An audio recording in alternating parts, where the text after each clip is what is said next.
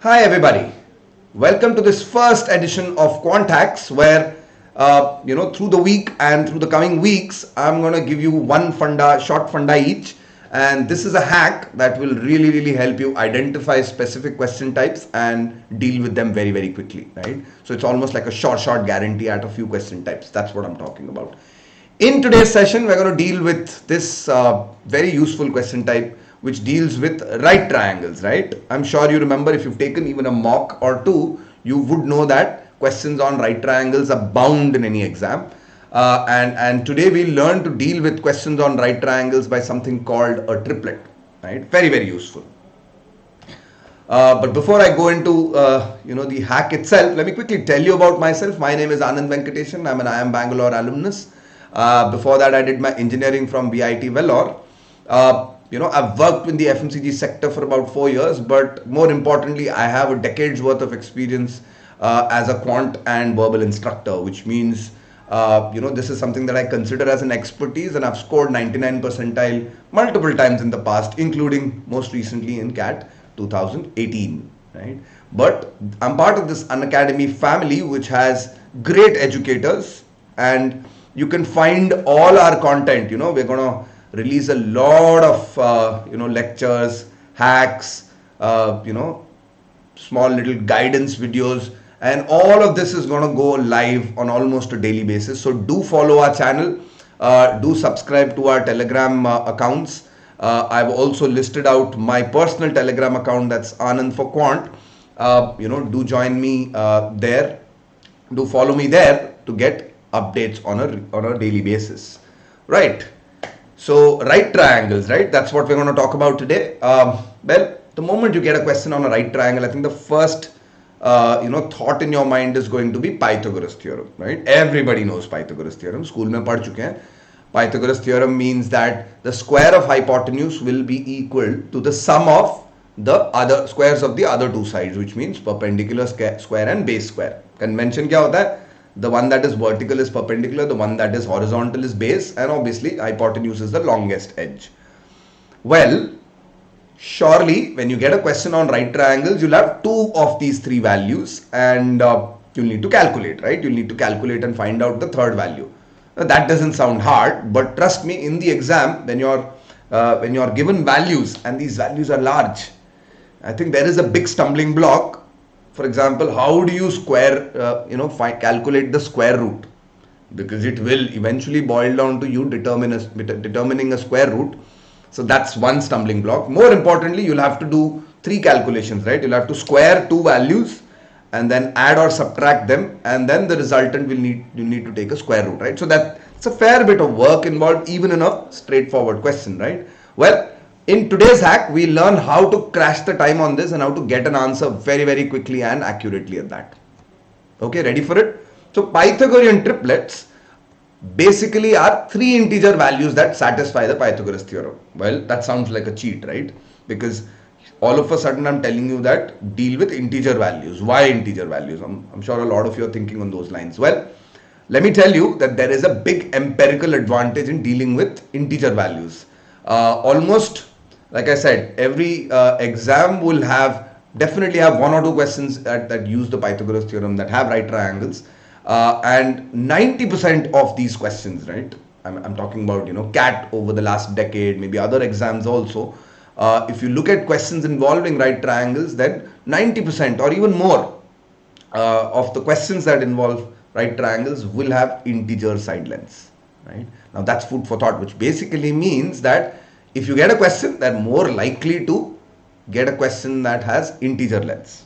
Okay, so dealing with integer values is useful, but it will also save you time. The triplets method is not just useful, it just doesn't just give you an answer, correct answer, quick, accurate answer, but it also saves you time, right? Let me explain this. Okay, first of all, a triplet contains three integer values, but to use this method, you need to remember 5 triplets, right? What are these 5 triplets? Well, you can see these one at a time on your screen: 3, 4, and 5, 5, 12, and 13, 7, 24, 25, 8, 15, 17, and 9, 40, and 41. I'm sure most of you already know 3, 4, and 5, maybe even 5, 12, and 13, but these are three other triplets that I would really recommend you commit to memory, right? Not very hard, right? You can see one integer is less than 10. So you know an integer containing 7 will probably be 7, 24, 25. A triplet containing 8 will be 8, 15 and 17. One containing 9 will be 9, 40 and 41. So it's, something that you need to commit to memory. But is that it?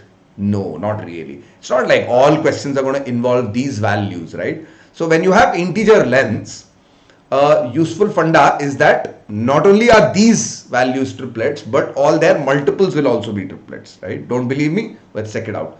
3, 4 and 5, if I double all the three values, what do you get? You get 3 into 2, 6, 4 into 2, 8 and 5 into 2, 10. So 6, 8 and 10 is also a triplet, which means it will also satisfy the Pythagoras theorem. If I triple these values, I'm going to get 9, 12 and 15, also a triplet. Consider 5, 12 and 13, doubling them 10, 24, 26. Triple them 15, 36 and 39. And so on and so forth with all of these, triplet values that we've already committed to memory. So the theory is, or the trick or hack to remember is, if I remember 5 triplets, I should also know that all multiples of these triplets will also give me new triplets, right? Okay, that's good to know. But why is that useful? Well, when you're dealing with a question involving Pythagoras theorem, a right triangle, right? Then here's how you use Pythagorean triplets, right? First of all, you must ascertain that it is indeed a right triangle and that indeed two lengths given to me are both integer values, right? But then once you have these two integer values, immediately calculate their ratio, right? Basically, calculate their simplest form, right? And the moment you try and simplify it, you're bound to cancel something out, right? Like for example, if I tell you that two sides of a right triangle are 15 and 20, right? Immediately what you should do is that you should consider their ratio. 15 is to 20. I can simplify this and say 5 into 3 is 15, 5 into 4 is 20, right? So simplify, compare the ratio, but more importantly, figure out what did you cancel out? What was the multiplier that I removed, that I took away? Well, both from numerator and denominator, I removed the multiplier 5, right? Now that I know the multiplier 5, you first of all complete this triplet, right? 3 and 4 will be completed as 3, 4, 5. Obviously, the third side is going to be 5. But now I also know that this multiplier will also need to be used. So the unknown side, hypotenuse, will now be 5 times 5, which is 25. Right? So that's the gist of this method. The gist is, if I'm given two integer values in a right triangle, simplify their ratio, figure out what got cancelled out, keep that number aside, and then see if the remaining values form a triplet. If they do form a triplet, complete the triplet and multiply with that multiplier, right? M, right? Sounds straightforward. Let's apply this again. Consider this problem showing up on your screen, right? There's a ladder which has a length of 119 feet. And when this ladder is inclined against a wall, we find that the foot of the ladder is 56 feet away from the wall, right? So there's a wall and this ladder is 56 feet away. The foot of the ladder at least is going to be 56 feet away from the wall. Clearly, I'm given the hypotenuse as 119 and the base as 56 feet. What is the question? How high will the ladder reach? Okay, so doing the same sort of approach, I'll think the sides that I'm given are 56 and 119. Obviously, a third side, which will be not the hypotenuse, so perpendicular is unknown. Let's consider the ratio of sides, right? So 56 and 119, if you simplify the ratio, it turns out that you can cancel with 7, right? So 7 into 8 is 56 and 7 into 17 is 119. The resultant being that you get the ratio 8 is to 17. Well, do I know a triplet with 8 and 17? Rack your brains for a second there. Yes, indeed. I know 8, 15 and 17. That's indeed a triplet that I'm aware of. So the moment I see that triplet, 8, 15 and 17, what do I multiply 8 with to get to 56? 7. Which means all three values must be the 7th multiple of this triplet. So the unknown side will be 15 into 7. That's going to be 105 feet. Right? In a sense, if you know your triplets really, really well, This is a question which you could do entirely in your head, entirely in your mind. Becomes a mental question. Okay. Well, let me give you one more illustration to show you how powerful this approach is, how powerful this method is. Consider slightly more complicated a scenario. There's a ladder that's leaning against a wall. I'm told how high it goes. I'm also told that the ladder's foot then slips from on the ground by a value of 11 feet. So then how much would the top of the ladder slip? That's the problem, right? So clearly we can identify that there are going to be two right triangles here, right? So initially the right triangle I'm given, ladder is 85 feet and it reaches a height of 75 feet, correct? So let's consider the ratio 75 is to 85. It's quite obvious that I will knock off 55 here, 5 into 15, yeah, and 5 into 17. Okay, the moment I get to 15 and 17, I know the triplet is going to be 8, 15 and 17. But what is my multiplier? My multiplier is now 5 because I cancelled out with 5, which means the third value, the unknown value 8, should get multiplied by 5, which means the third side, which was unknown, will now become multiplier into the side from the triplet. So 40 feet. Okay, so I know the ladder was initially 40 feet away from the wall. Now if the foot slips 11 feet, right, consider the new diagram, right? Now the foot has slipped 11 feet, which means the foot initially was 40 feet away from the wall. Now it's going to be 40 plus 11, 51 feet away from the wall, right? Well, clearly the top would have shifted down. This is the distance that it slips. That's what the question asks me, right? But clearly the length of the ladder will remain unchanged, right? Which means the original length, 85 feet, remains the same as before. Now I have two values in this right triangle. I have two values which are 51 and 85. Let's consider their ratio. So you can see both numbers are multiples of 17, right? 17 into 3 is 51 and 17 into 5 is 85. So clearly the unknown value is going to be 4.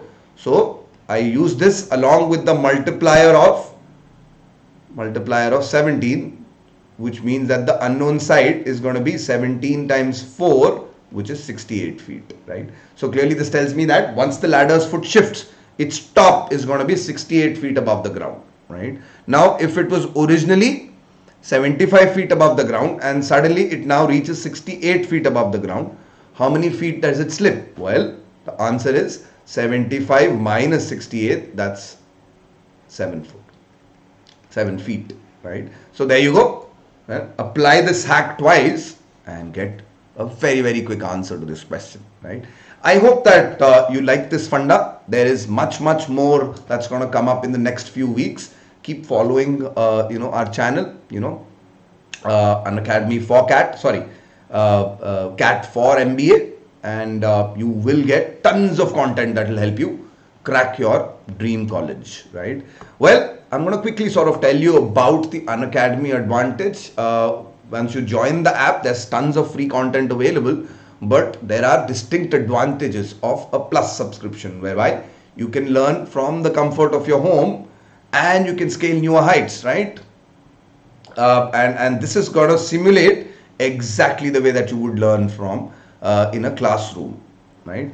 Let's find out more. Well, how do you subscribe to a plus subscription on the Unacademy app? Is just log in, install the app first of all from Google Play Store. Once you've logged in and you've installed the app, set a few things, right? Choose what you want to do, what are your goals, select that you want to study and prepare for CAT and other management exams, and once you go to a subscription plan and you ask for it, here are the many options that you'll see there. Remember that two pieces of advice I have here. One, choose as long a program as you possibly can, and more importantly, use my referral code. Can you see this in that box over here? AV01, that's my referral code. And why is that useful? Irrespective of what subscription you buy, you get a 10% discount, right? So if you haven't started your learning journey for CAT or for other popular courses on Unacademy, I would really ask you to go visit the Unacademy app today. Download the app, start learning for free. and then eventually upgrade to Plus, all the while keeping my referral code in mind. Right? There are many advantages. Obviously, on the Unacademy app, there are free classes that which you can attend as trial. These are called special classes. And these are special classes that are not just conducted by me but by scores of other educators. These are brilliant guys, and I'm sure you're gonna have a good time.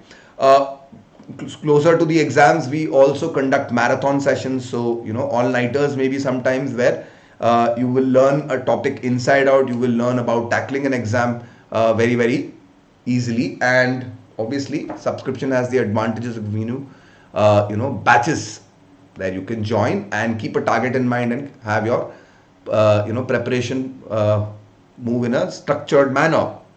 Okay, that's all I have for you guys today. We'll continue with more hacks this week and the next. Do like, share and subscribe, and more importantly, follow us on Telegram, and do check out our app, right?